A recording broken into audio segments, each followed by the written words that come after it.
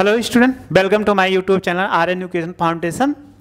अभी हमने पिछले लेक्चर में डिस्कशन किया था सिलेबस, यानी 10th के सिलेबस का डिस्कशन किया था कि उसमें कौन कौन से हमारे लेसन है, फिजिक्स, केमिस्ट्री और बायो का डिस्कशन किया था। आपको हमने बताया था कि हम फिजिक्स पढ़ाते हैं। तो आज हम फिजिक्स के पहले चैप्टर का, यानी चैप्टर आपका इसमें है कक्षा 10 का चैप्टर 9 है।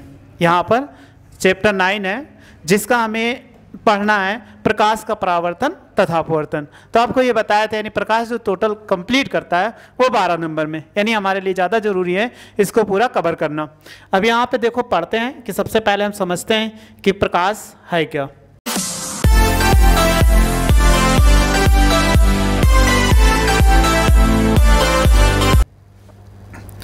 ये हमारा लेसन का नाम है अध्याय 9, यानी आपको एनसीईआरटी बुक में देखेंगे अध्याय 9 है और उसमें है प्रकाश का परावर्तन तथा अपवर्तन, reflection of light and refraction, यानी इसको इंग्लिश में बोलते हैं परावर्तन को रिफ्लेक्शन एंड रिफ्रैक्शन यानी अपवर्तन। इसको हमें पढ़ना है। तो सबसे पहले हम प्रकाश का डिस्कशन करना है तो प्रकाश को ही समझ लें, क्योंकि हम प्रकाश के बारे में पढ़ेंगे। जब तक हम प्रकाश को नहीं समझेंगे तब तक तो ना अपवर्तन को समझ सकते हैं ना तो परावर्तन को। इसीलिए सबसे पहले हम क्या करते हैं, प्रकाश को समझते हैं। प्रकाश क्या है, आपने वैसे देखा भी होगा कि प्रकाश कहाँ पे कैसे, यानी प्रकाश की सहायता से हमें वस्तुएं दिखाई देती है, लेकिन उसके हम विस्तृत अध्ययन करते हैं कि प्रकाश के बारे में। यहाँ पे देखो प्रकाश क्या है, यानी वैसा कह सकते हैं। पहले इसको परिभाषा, फिर अभी आपको डिस्कशन करें। प्रकाश एक प्रकार की क्या है, ऊर्जा है, यानी प्रकाश जो है एक प्रकार की ऊर्जा है। यहाँ इसमें जो हमारे दृष्टि ज्ञान का मतलब होता है कि देखने की, दृष्टि ज्ञान को संवेदित करता, अर्थात जिससे हमें क्या वस्तुएं दिखाई देती है।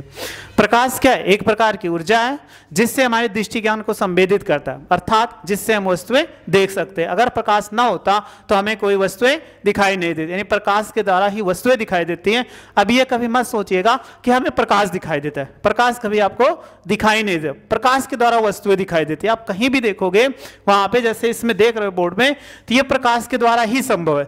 यहाँ पर तो प्रकाश कहीं नहीं दिखाई देता, केवल प्रकाश के द्वारा हमें वस्तुएं दिखाई देती है। याद रखना, अगर आपसे पूछे प्रकाश दिखाइए कहाँ दिखाई दे रहा है, तो प्रकाश नहीं दिखाई दे रहा है। आकाश में अगर आप देखोगे तो आकाश में सीधा प्रकाश नहीं दिखा, आपको बादल दिखाई देगा, प्रकाश वहां पे नहीं दिखाई देगा, केवल बादल। तो वही हमने कहा कि प्रकाश के द्वारा हमें वस्तुएं दिखाई देती हैं और प्रकाश हमें दिखाई नहीं देता। अब प्रकाश में क्या क्या गुण होते हैं उसको डिस्कशन करते हैं। प्रकाश के गुण देखो, प्रकाश के गुण जो है इसमें प्रकाश सरल रेखा में गमन करता है, यानी प्रकाश जो होता है एक सरल रेखा में गमन करता है। अब सरल रेखा में कैसे गमन करता है उसको हम देखते हैं। अगर यहाँ पे प्रकाश कोई आपको मिल जाए, सपोज कर लीजिए कोई प्रकाश हो,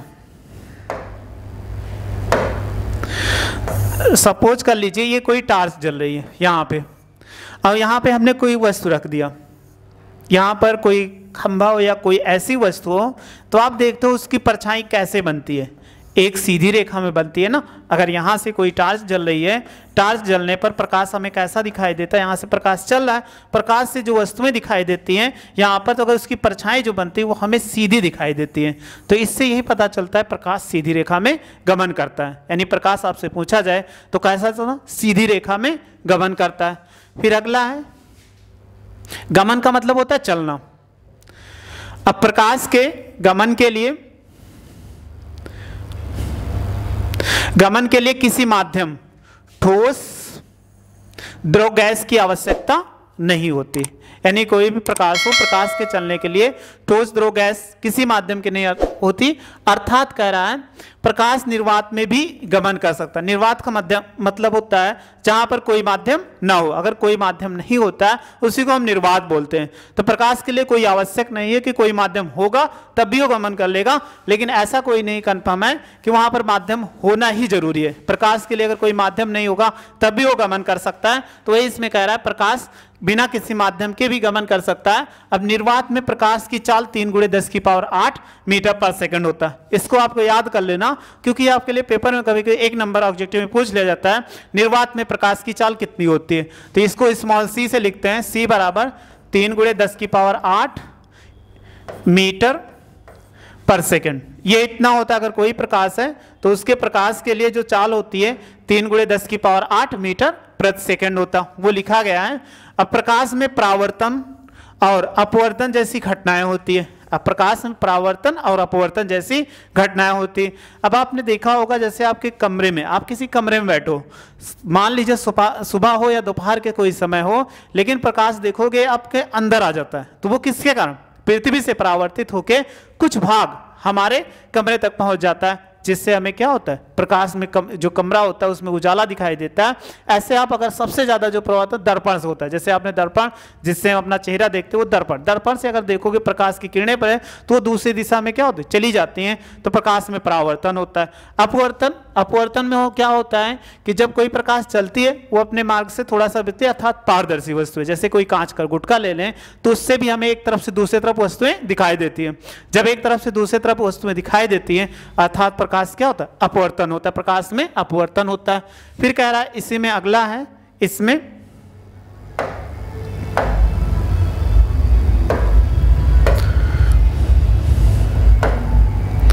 प्रकाश में देखो, इसके बाद हो जाएगा अगला इसी में टॉपिक, प्रकाश में वर्ण विक्षेपण, यानी प्रकाश में वर्ण विक्षेपण जिसमें हमें आकाश से, यानी प्रकाश में कहा जिससे हमें आकाश में इंद्रधनुष दिखाई देता है। वर्ण विक्षेपण का मतलब होता है कि प्रकाश के, सूर्य के प्रकाश का 7 रंगों में विभक्त हो जाना। जब सूर्य के प्रकाश 7 रंगों में विभक्त हो जाते हैं जिससे हमें यह दिखाई देता है कि क्या होता है, इंद्रधनुष दिखाई देता है। बारिश जब होती है तो बारिश होते समय सूर्य हमारे पीठ पर हो तो हम देखते हैं कि आकाश में हमें इंद्रधनुष दिखाई देता, वो किसके कारण होता है, वर्ण विक्षेपण के ही कारण होता है। प्रकाश के 7 रंगों में विभक्त हो जाता है, उसी घटना को हम वर्ण विक्षेपण बोलते हैं। फिर प्रकाश में व्यतिकरण और विवर्तन जैसी घटनाएं होती है। अब व्यतिकरण का मतलब होता है कि जैसे आपने देखा होगा साबुन का बुलबुला, साबुन के अगर जो झाग बनता है उसका बुलबुला जो होता है वो चमकीला दिखाई देता, वो व्यतिकरण के ही कारण होता है। और विवर्तन में देखो, जैसे अगर कोई मान लिया जाए, सपोज कर ले कि कोई प्रकाश हो, यहां से ऐसे कहीं प्रकाश जा रहा है, विवर्तन को आपको समझा रहे हैं। देखो विवर्तन क्या होता है, विवर्तन जब होगा, अगर कोई प्रकाश है यहां से ऐसे जा रहा था, इससे यानी टॉर्च हमने ऐसे प्रकाश डाल दिया यहां पर, जब कोई प्लेट से ऐसे गुजर रहा होता है, सपोज कर लीजिए इसमें थोड़ा सा क्या हो, छिद्र हो, जब छिद्र होता है तो प्रकाश सीधे तो जाता है लेकिन ये क्या होता है, थोड़ा सा मुड़ जाता है। जब थोड़ा सा मुड़ जाता है तो इसी घटना को प्रकाश का अब यहां पर विवर्तन कहते हैं। यानी प्रकाश सीधे तो जा सकता है, अभी आपको बताया कि प्रकाश एक सीधी रेखा में गमन करता है, लेकिन जाते हुए कहीं आंशिक रूप से थोड़ा सा ये मुड़ गया, जब थोड़ा सा मुड़ गया तो इसी घटना को प्रकाश का विवर्तन कहते हैं। अब यहां पे ये है प्रकाश के गुण थे, अभी तक हमने समझ लिया प्रकाश क्या होता है, कि इसमें प्रकाश था, प्रकाश एक ऊर्जा है जो हमारे दृष्टि ज्ञान को संवेदित करता है, अर्थात जिससे हमें वस्तु दिखाई देती। पहला गुण क्या है, प्रकाश सीधी रेखा में गमन करता है, प्रकाश में परावर्तन तथा अपवर्तन होता है, प्रकाश के चलने के लिए कोई माध्यम की आवश्यकता नहीं होती है, निर्वात में प्रकाश की चाल 3 × 10⁸ मीटर पर सेकेंड होता है। फिर से अपरावर्तन और अपवर्तन, ये जो हमें पढ़ना है कि प्रकाश का परावर्तन तथा अपवर्तन, इसी को पढ़ना है। और फिर इसमें कह रहा प्रकाश में वर्ण विक्षेपण, अभी आपको बताया ही कि इंद्रधनुष जो दिखाई देती है वर्ण विक्षेपण के कारण ही। व्यतिकरण क्लास आप 12th में जब पढ़ेंगे तो अच्छे से डिस्कशन करेंगे। बस आप क्या देखिए, जो झाग बनता है साबुन के, बुलबुले दिखाई देते हैं चमकीले हो, वो इसी के कारण होते हैं। या आप देखते हो किसी जल पर तेल की परत बन जाए, जब तेल की परत बन जाती है तो वो भी आपको चमकीला दिखाई देता है। वो चमकीला जब दिखाई देता है तो व्यतिकरण की घटना के कारण होता है। ये सारी घटनाएं व्यतिकरण के कारण होती है। विवर्तन है, विवर्तन में घटनाएं कैसे होती, कोई भी विवर्तन का मतलब होता है प्रकाश आंशिक रूप से मुड़ जाता है। जैसे भी हमने समझाया आपको कि प्रकाश जब सीधा चलता है, लेकिन सीधे चलने के साथ साथ क्या होता है कि ये आंशिक रूप से, ये पूरा नहीं मुड़ता कि ऐसे मुड़ जाए, ये थोड़ा सा मुड़ के फिर सीधा ऐसे निकल जाता है। टॉर्च कहीं जल रही होती है तो प्रकाश थोड़ा सा आंशिक मुड़ के चला जाता है, तो इसी घटना को विवर्तन कहते हैं। अब आगे देखते हैं अगला टॉपिक क्या है इसमें। अब हमारा जो लेसन था, यानी प्रकाश का बेसिक गुण हमने समझ लिया कि प्रकाश क्या होता है। बहुत सारी जगहों पे आपने प्रकाश को कि देखा है कि यहाँ पर उसके द्वारा वस्तुएं आपने देखा है, इसमें कैसी वस्तुएं कहाँ पे, जो जैसी वस्तुएं होती प्रकाश में वैसे ही आपको दिखाई देंगी। अब है प्रकाश का परावर्तन। प्रकाश का परावर्तन क्या होता है, पहले इसको समझते हैं। आपने देखा होगा सिंपल सी भाषा में दर्पण, दर्पण यानी जो आपने घर पे देख शीशा का प्रयोग करते हैं, वहाँ पर जो शीशा देखने के लिए आप प्रयोग करते हैं अपना चेहरा, उसी से समझते हैं कि दर्पण। उस पर क्या होता है कि जब कोई प्रकाश की किरणें पड़ती है, तो देखो क्या लिखा है, जब कोई प्रकाश की किरण किसी पॉलिशदार या चिकने तल से टकराकर पुनः उसी माध्यम में वापस लौट आता है, तो इस घटना को प्रकाश का परावर्तन कहते हैं। यानी कोई चिकना तल हो, ठीक है, या पॉलिशदार तल हो, जब उससे प्रकाश गिरे और प्रकाश गिरने के बाद उसी माध्यम में अधिकांश भाग या उसी माध्यम में प्रकाश किरणें वापस लौट जाए, तो इसी घटना को हम प्रकाश का परावर्तन कहते हैं। अब परावर्तन देखो ऐसे समझते हैं इसमें कि परावर्तन को सबसे पहले अगर आपको ले लिया जाए कोई यहाँ पे एक दर्पण, और दर्पण लेने के लिए हम एक सिंपल सा ऐसे बनाते दर्पण,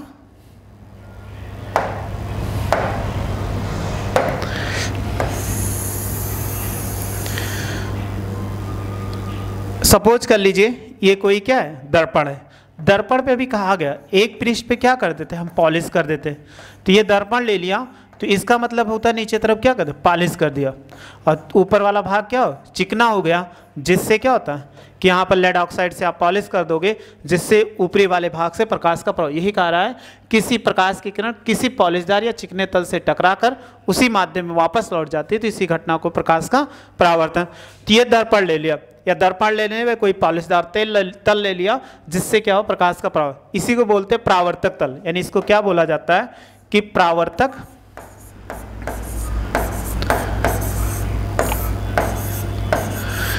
इसको हम बोलते परावर्तक तल। क्यों बोला जाता है, क्योंकि प्रकाश का परावर्तन यहीं से होता है। अब इसी में फिर अगला है, अगर आपको कोई ले लिया जाए किरण ऐसी सीधा अभिलंबवत, यानी कोई भी प्रकाश की किरण सीधा दर्पण पे अभिलंबवत आ रही हो, जब दर्पण पे अभिलंबवत आ रही हो तो उसी को अभिलंब बोलते हैं। यानी कोई भी प्रकाश की किरण हो सीधा इसके दर्पण की ओर, यह प्रकाश की किरण चली आई सीधा आ रही है, तो दर्पण के लंबवत आने वाली प्रकाश की किरण को अभिलंब कहते हैं। तो ये क्या है, अभिलंब है। छोटी सी छोटी परिभाषा आपको याद रखना पड़ेगा, क्योंकि परिभाषा सबसे ज़्यादा जरूरी है। तो ये क्या, अभिलंब है। यहाँ पे ये अभिलंब हो गया। अब सबसे आपसे पूछा जाए ये अभिलंब किसे कहते हैं, तो दर्पण की ओर लंबवत आने वाली प्रकाश की किरण को अभिलंब कहते हैं। अब इसमें कोई प्रकाश की किरणें डाली जाएंगी। जब प्रकाश की किरणों को डालेंगे तो हमेशा क्या करते हैं, प्रकाश किरणें किसी भी दर्पण पे चाहे जैसा होगा वो बाएं साइड से डालेंगे।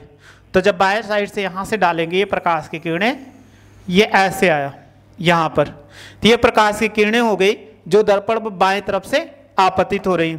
अब बाएं तरफ से आपतित हो रही है तो इसको ऐसे हो जाए। अब मान ले इसको ए हो गया, यहाँ पर बी पर टकरा रही थी।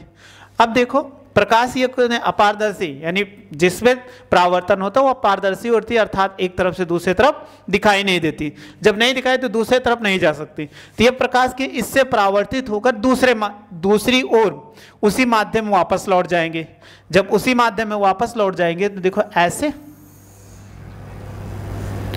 यहाँ पर उसी माध्यम में देखो इस माध्यम से आई, फिर इसी के बाद इस माध्यम में क्या गई, वापस लौट गई। यानी यही कहा गया जब कोई प्रकाश की किरण पॉलिशदार या चिकने तल से टकराकर पुनः उसी माध्यम में वापस लौट जाती है। तो देखो जैसे आई थी पुनः उसी माध्यम में वापस लौट गई, तो इसी घटना को प्रकाश का परावर्तन कहते हैं। अब देखो दर्पण की ओर आने वाली ये जो किरण है, ये दर्पण की तरफ आने वाली किरण है, इसलिए इसको बोलते हैं आपतित किरण। आपतित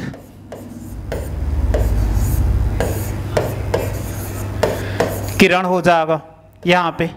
फिर दूसरा देखो दर्पण से टकराई फिर दूसरी ओर, तो ये क्या हो, परावर्तन हो गया, तो इसीलिए इसको बोलते हैं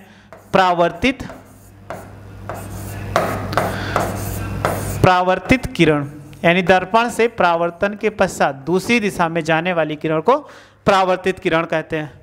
अब इसमें फिर है यहाँ पर इनके बीच बना कोण, देखो ये कोण बन जाता है, ठीक है, और एक कोण इधर बन जाता है, ठीक। जब इस एक तरफ बाएं तरफ कोण बना, इसी अभिलंब के एक दाएं तरफ कोण बना, जब एक दाएं तरफ बना तो दोनों को अलग अलग कोणों के नाम से हम जानते हैं। तो ये क्या हो जाएगा, आपतित कोण, क्योंकि आपतित किरण है तो इसको बोलते हैं हम आपतन कोण।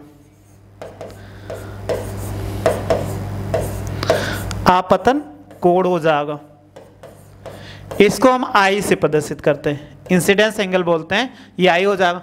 दूसरी तरफ परावर्तित किरण, तो इसको आर से लिखते हैं और बोलते हैं परावर्तन कोण।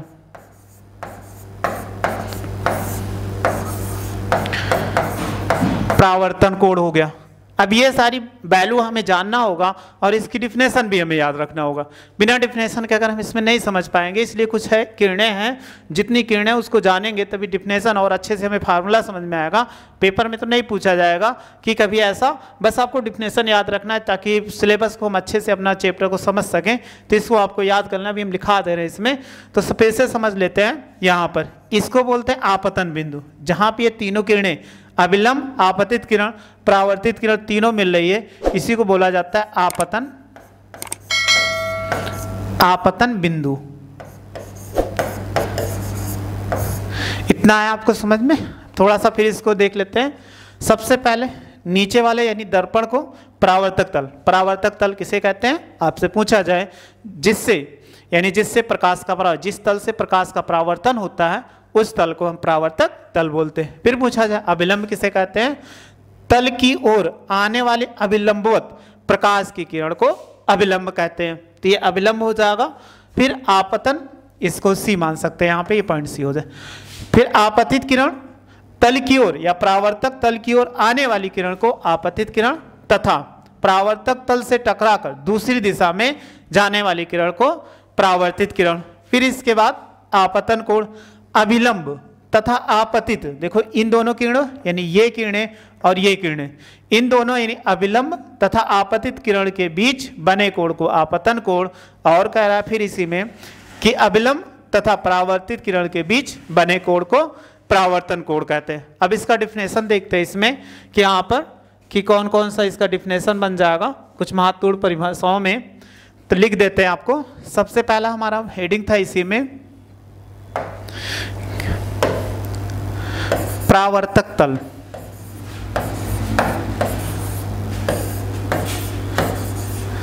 अब परावर्तक तल को समझते हैं, ये क्या था हमने समझा दिया आपको, बस डिफिनेशन लिखना है तो डिफिनेशन लिख देते हैं। तभी आपको बताए थे, देखो परावर्तक तल क्या था, यहाँ पे ये हमारा क्या है तल, यानी जिस तल से प्रकाश का परावर्तन होता है उस तल को परावर्तक तल कहते हैं। तो देखो जिस तल से प्रकाश का परावर्तन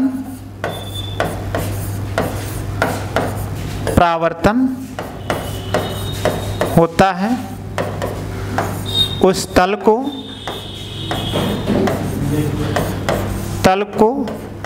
परावर्तक तल कहते हैं। उस तल को परावर्तक तल कहते हैं।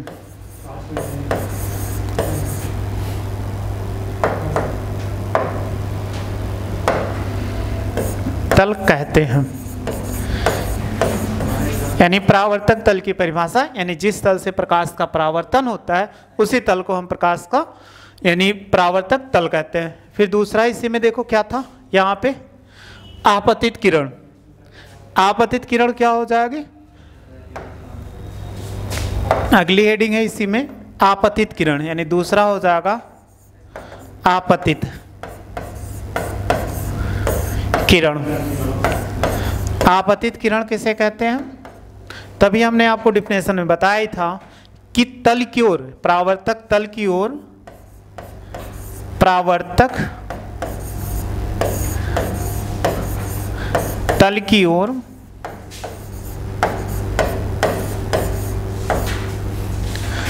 ओर आने वाली प्रकाश की किरण को किरण को आपतित किरण कहते हैं। आपतित किरण कहते हैं। ये हो जाएगा। फिर अगला देखो, इसी में हेडिंग क्या था कि तीसरा था परावर्तित किरण।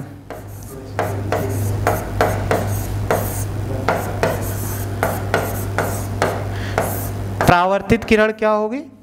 अभी सेम जैसे इसमें बनाया वैसे आपको बना लेना है। परावर्तक तल से टकराकर, परावर्तक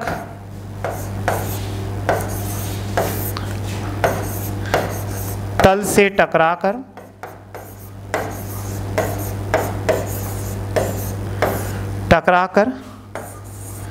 दूसरी दिशा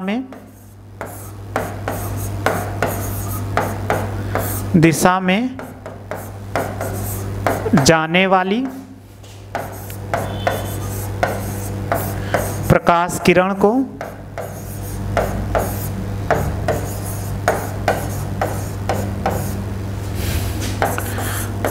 परावर्तित किरण कहते हैं।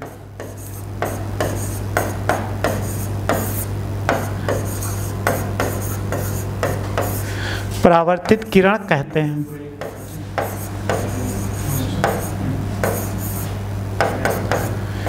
ये हो जाएगा परावर्तित किरण का। फिर इसी बात अगला देखो क्या था, अगला नंबर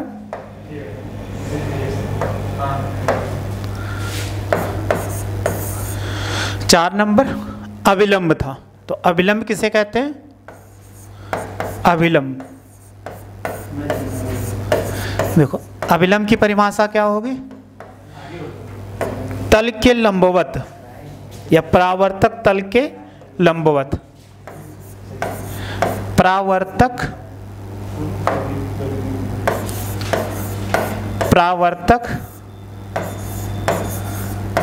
तल के लंबवत आने वाली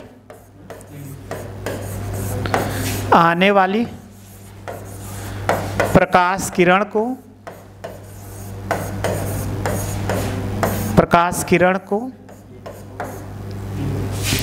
अविलंब कहते हैं।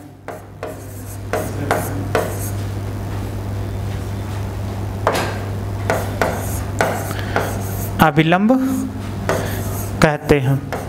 ये हो जाएगा।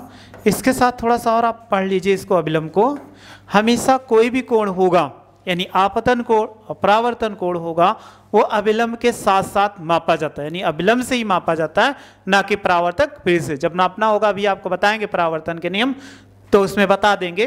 अगली हेडिंग है इसी में 5 नंबर देखो,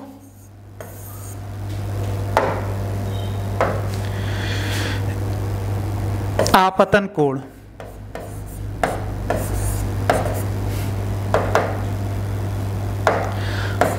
आपतन कोण, अब इसकी परिभाषा क्या होगी? आपतन कोण अभी हमने बताया ही था, याद कर लीजिए, ये अक्सर पूछा जाता है आपतन कोण का।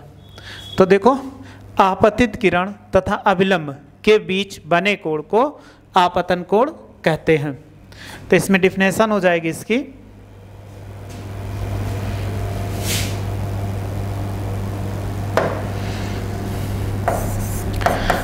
आपतित किरण तथा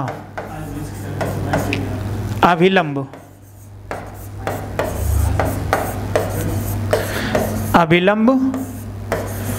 के बीच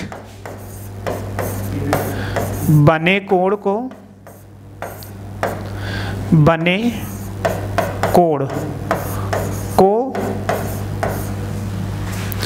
आपतन कोण कहते हैं। आपतन कोण कहते हैं। ये इसकी परिभाषा हो जाएगी। इसे किससे लिखते हैं? आई से। इसे स्मॉल आई से लिखते हैं।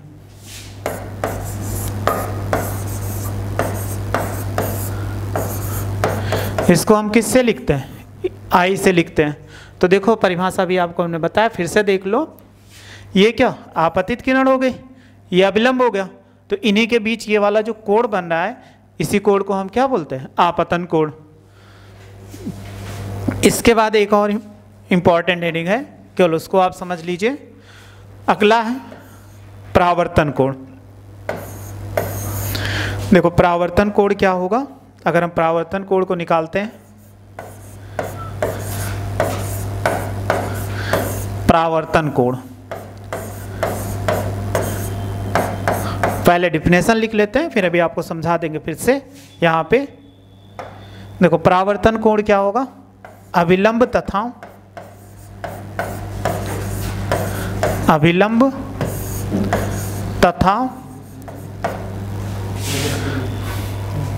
परावर्तित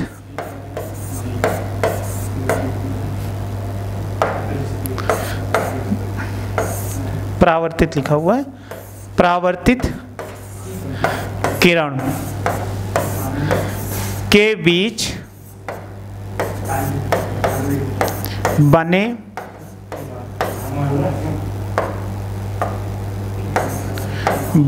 कोण को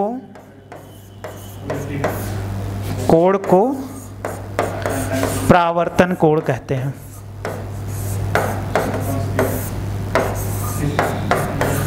कोण कहते हैं। इसे स्मॉल आर से लिखते हैं, यानी आर से, इसे स्मॉल आर से लिखते हैं, आर से लिखते हैं।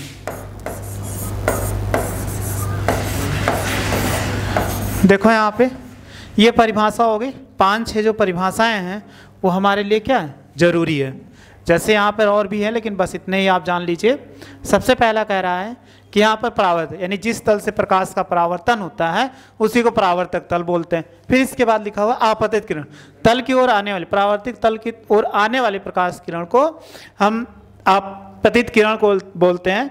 तल से टकराकर दूसरी दिशा में जाने वाली प्रकाश की किरण को परावर्तित किरण। फिर अविलंब, तल के लंबवत आने वाली प्रकाश की किरण को अविलंब। आपतन कोण, आपतित किरण तथा अविलंब के बीच बने कोण को आपतन कोण। फिर इसी में देखो अविलंब तथा परावर्तित किरण के बीच बने कोण को परावर्तन कोण कहते हैं। इसी में एक पॉइंट और है, देख लो, आपतन बिंदु। ये कोई याद करने की जरूरत नहीं, बस आप समझ लो। आपतित किरण, अविलंब तथा परावर्तित किरण जिस बिंदु पर मिलती है, परावर्तक तल के जिस बिंदु पर मिलती है, उसी को ही हम आपतन बिंदु कहते हैं। ऐसा कभी नहीं, बस आप जानिए जहां पे इसी को बोलते हैं आपतन बिंदु। अब देखते हैं इनमें इसका नियम क्या होता है। प्रकाश के परावर्तन का नियम इसमें है नहीं, वैसे ही पढ़ना पड़ेगा। देखो फिर पढ़ते हैं प्रकाश के परावर्तन का नियम क्या होगा।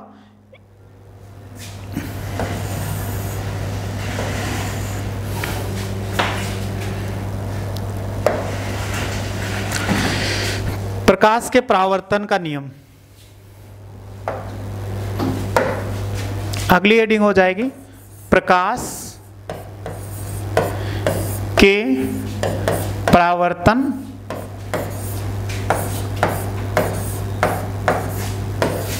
का नियम। अब कौन कौन से होते हैं, पहले इसको नियम को समझ लेते हैं। अभी तक हमने परिभाषाएं समझ लिया। अगर परिभाषाएं आपको समझ में आ जाएगी तो नियम जो होगा वो बहुत ज़्यादा बड़ा नहीं होगा, बस थोड़ा सा इंपॉर्टेंट पेपर में पूछा जाता है। इसके क्या होते हैं? 2 नियम होते हैं, यानी अब परावर्तन के 2 नियम होते हैं। वो अब कौन कौन से हैं, अभी डिफिनेशन आपको बताया था। जितना वो याद कर लीजिए तो आपको बहुत आसानी से याद हो जाएगा। यहाँ पर सबसे पहला नियम है आपतित किरण,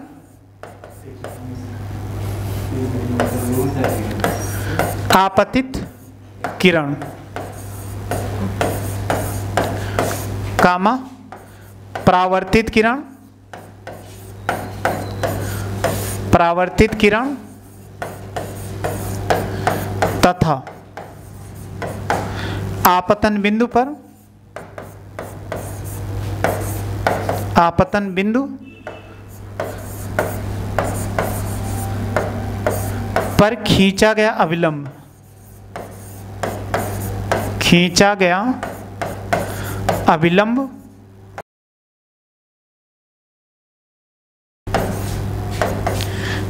तीनों एक ही तल में होते हैं, तीनों एक ही तल में होते हैं, तल में होते हैं। यह पहला नियम हो जाएगा।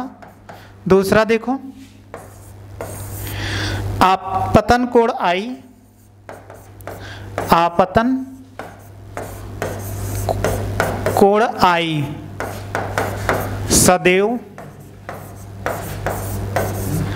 परावर्तन कोण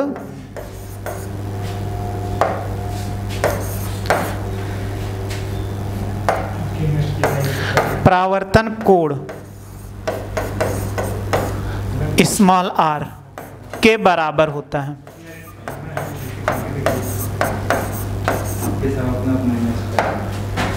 बराबर होता है, अर्थात हम लिख सकते हैं, देखो अर्थात क्या हो जाएगा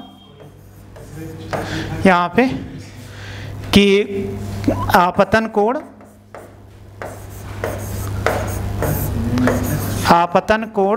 बराबर क्या होगा, परावर्तन कोण।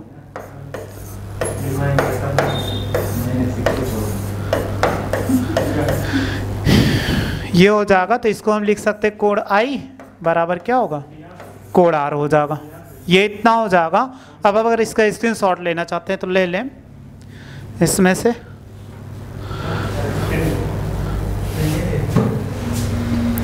ये प्रकाश का गुण हो गया। इसके बाद ये फिगर हो जाएगा, यानी प्रकाश के परावर्तन में फिगर बना लेंगे। इसके बाद परावर्तन के नियम, ये आपके लिए ज़रूरी है, यही पेपर में ज़्यादा पूछा है। प्रकाश के परावर्तन आप क्या समझते हैं और इसके नियम बताइए। इससे कुछ लेकिन हमें अच्छे से पढ़ना है, इसलिए परिभाषाएं भी याद कर लेते हैं कि इसमें इससे जुड़ी परिभाषाएं क्या होगी, कौन कौन सी होगी, उसको पढ़ लेते हैं। परावर्तक तल स्क्रीनशॉट ले लीजिए।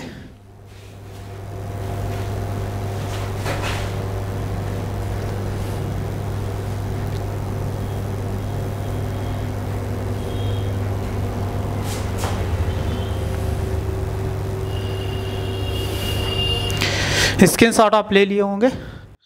वीडियो अगर आपको अच्छी लगी होगी तो लाइक करिए, सब्सक्राइब करिए और शेयर करिए। वीडियो देखने के लिए थैंक यू।